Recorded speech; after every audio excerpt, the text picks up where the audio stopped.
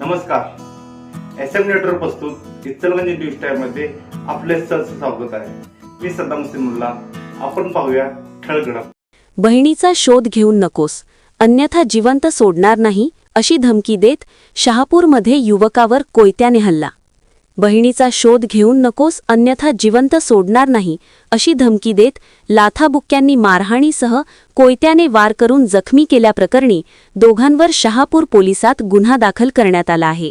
अनिल जयसिंग गोसावी व सुरेश जयसिंग गोसावी दोघे राहणार कागल अशी त्यांची नावे असून अर्जुन प्रकाश गोसावी वय 27 राहणार साईनगर राधानगरी यांनी फिर्याद दाखल केली आहे. ही घटना शहापूर म्हसोबा मंदिर परिसरातील मोकळ्या जागेत शनिवारी दुपारी घडली.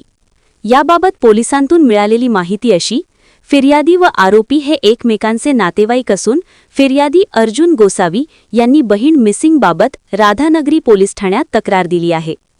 फिर्यादी हे बहिणीचा शोध घेत इचलकरंजीत आले असता अनिल व सुरेश यांनी बहीण कोठे आहे आम्हास माहिती असल्याचे सांगत फिर्यादीला कारमधून शहापूर परिसरात नेले.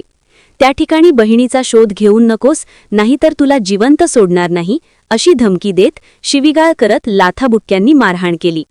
तसेच अनिल याने फिर्यादीच्या डोक्यात कोयत्याने वार केल्याने फिर्यादी हे जखमी झाले.